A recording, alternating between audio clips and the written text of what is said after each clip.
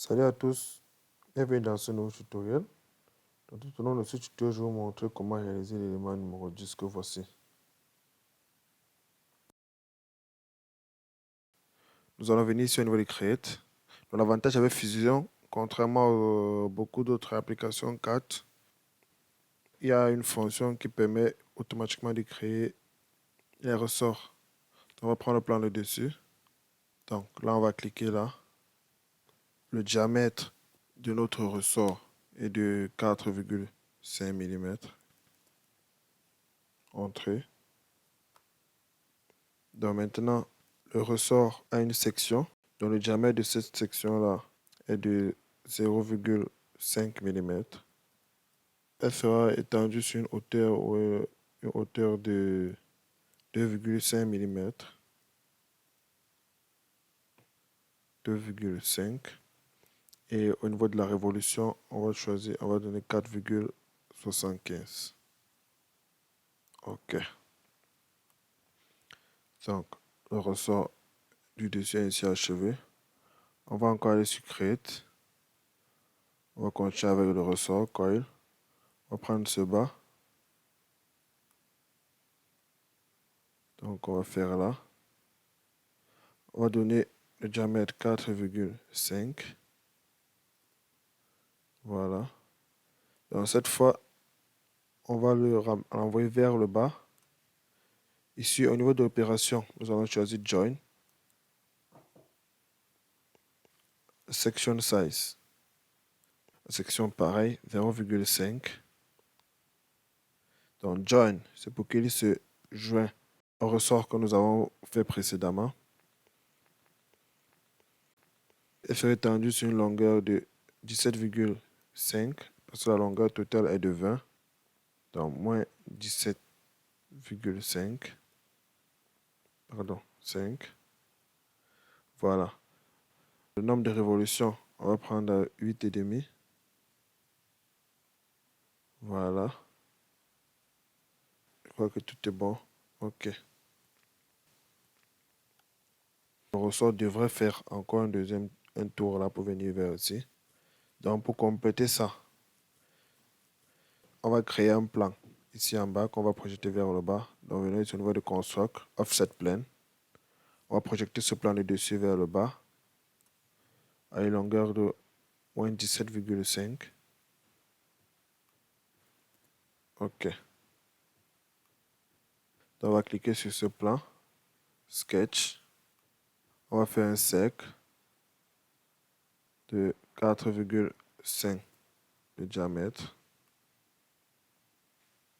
Ce cercle-là, on va essayer de le découper comme ceci. Là et là. OK. À l'aide du trim ici, on va diminuer le cercle. On passe ces deux lignes ici en ligne de construction avec la touche X. Donc voilà. Donc ce que nous voulons, c'est que notre ressort continue tout au long de ce cercle-ci. Donc pour ce faire, on va choisir une fonction qui s'appelle pipe. Donc pour la fonction pipe va faire en sorte que on va utiliser ce cercle-ci qui va prolonger tout au long de ce sketch-ci là. Donc pour ça, nous avons besoin de ce cercle. Pour utiliser ce cercle, à l'aide de la touche P Project, on va choisir ce cercle pour pouvoir le sélectionner. OK. Le cercle est désormais sélectionnable. Donc, ici au niveau de Solid, Create, Pipe, Path, il demande le chemin. On va passer notre chemin.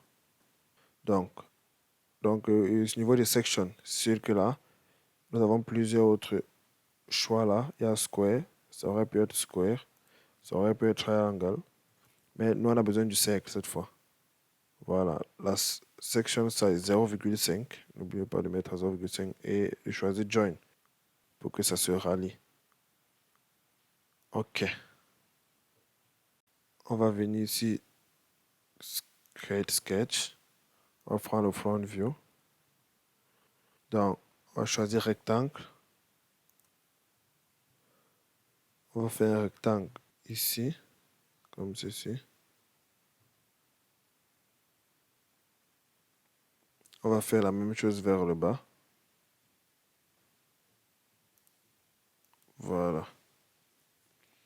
Donc nous avons besoin d'une ligne de construction, comme ceci. Une autre par l'origine ici, au niveau d'ici. Donc on va les placer en ligne de construction. On sélectionne les deux en maintenant la touche contrôle construction. Donc la distance, sketch dimension, la distance de là à là. Pour que cette ligne ne fuite pas, je vais vous montrer notre fonction ici. Pour que cette ligne ne bouge pas, on va venir sur le niveau de contrainte. On va choisir fixe. Donc lorsque vous cliquez au niveau de fixe, cette ligne ne peut plus désormais bouger. Donc lorsque je vais donner 2,5, voilà. Cette fois, c'est le rectangle qui a bougé.